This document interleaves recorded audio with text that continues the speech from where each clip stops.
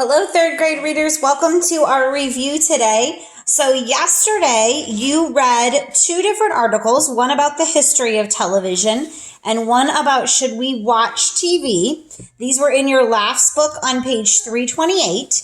And then you were to answer questions 1 and 2 and 3 and 4 on pages 330 and 331.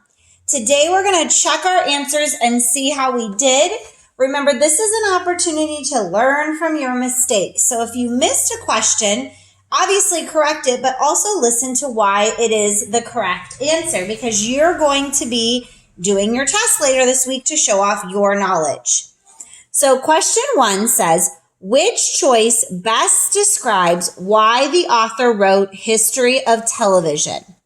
So I'm underlining author wrote because I want to know the author, and best describes, and the story we're going to focus on is History of Television. So if I look back, here was my story about History of Television. I'm thinking about what was it all about? What was the point of this? Okay, so this article, let's think about it. To tell why David Snarf was important to TV. Well, he was important to TV, but that was not what this entire article focused on. It was just a little bit of it. So this is not the reason he wrote it. He wasn't just telling me about that. To show how television has grown since 1939. Well, this article starts in 1939, and it talks a lot about the changes that have occurred up to today, where 99% of homes have a television. The title, also talking about history, tells me that that is probably the right answer because it's changed or grown. C, to describe the types of programs available on TV.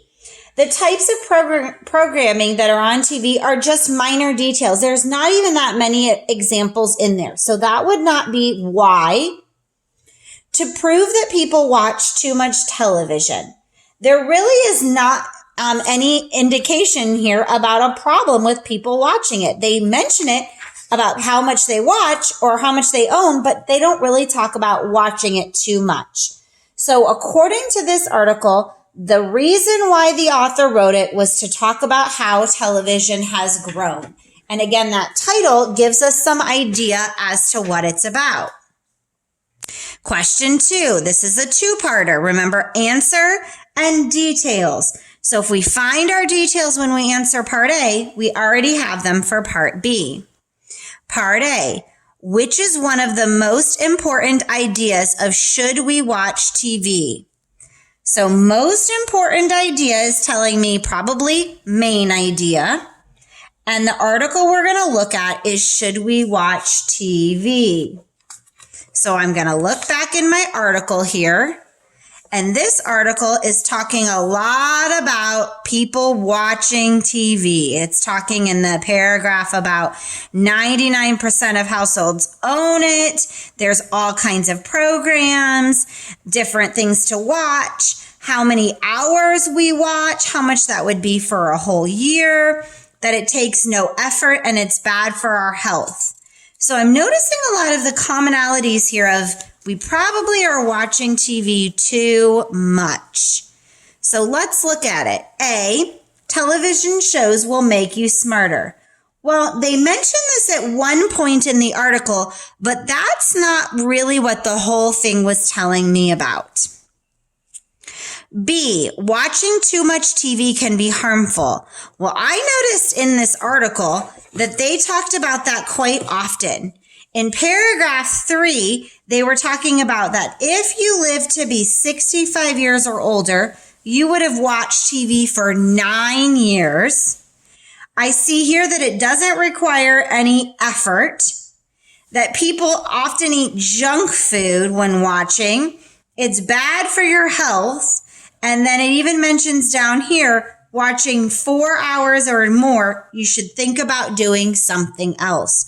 So that was a lot about this information about how it was bad. So I'm going to say that's probably the right answer. C, the number of TVs in homes is increasing each year. It doesn't tell me about an increase. It tells me about 99% of us have one, but it doesn't talk about increasing. D, a wide variety of programs is available on TV. Well, in the paragraph 2, it does talk about some programs, but that wasn't all the way through the whole article. So that would not be the most important. So now that I've gone in and looked, I know that the correct answer is that it can be harmful. Part B is asking 2 details from it that support it. So what were 2 things that talked about it being harmful? The airwaves are flooded with all kinds of programs. Well, that doesn't have really anything to do with being harmful, so that would not be one. About 99% of American households own a television. Well, that's great to know, but that doesn't talk about how it's harmful. One study said that the average person watches 4 hours each day. Well, that was something that we had mentioned in here about us watching television, and we would be up to 9 hours of it, or 9 years of it by the time we were 65. Watching a little television each day isn't harmful. Well, that's the opposite of what we had already said. Watching television doesn't require effort. Well, that could be about how it's harmful because it's not a lot of effort, but maybe it's not the best answer. So watching a lot of TV can be bad for your health. Well, that straight up told me bad for my health. So now it says 2 and I have 3. So I need to determine which ones are the best. I am going to go with C and F. C because it's adding up how many hours it's taking and bad for your health. Just because it doesn't require effort doesn't mean it's bad for my health. Sometimes we need to have little effort and relax. All right, let's look at number 3. Which of the following ideas is found in both passages? So what was something that was stated in both? Watching television might make you smarter. Okay, the first passage talks about history, not about becoming smarter, and the second one talks about smarter. So this would not be in both passages. This would only be in the second one. Too many Americans watch too much television. Both passages explain a little bit about it, but the second one is the one that really only talks about watching too much television. The first one just tells me how many TVs Americans have. So that one wouldn't necessarily be in both. The third thing we have here says the television screens were only about 5 inches by 12. Well, that was only stated in the first article, not in the second one. So that wouldn't be in there. And the last one, most households in America have a television. I know that's right because in the first article, it told me 99% of homes have a television. And then again, in the second one, it said 99% of homes own a television. So D is in both of my passages. Number 4, which sentence best describes the difference between the 2 passages? So what was different between the 2? So I got to think about what did we read about in these 2 passages? The first passage shows the benefits of television. The second passage shows the problems. Well, did the first passage talk about the benefits? No, it didn't talk about benefits. It was about the history of it. So that's not correct. The first passage describes the invention of television. Well, that's true. The second passage explains why television is so popular. Nope, the second one didn't tell me why it was so popular, so that can't be right. The first passage explains the importance of TV. Nope, it didn't talk about importance of TV. It told me the history of it.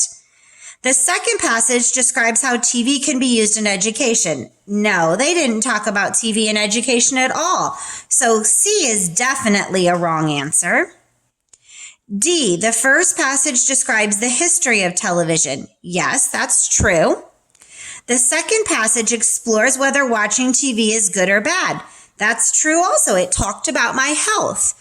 So the correct answer here is D.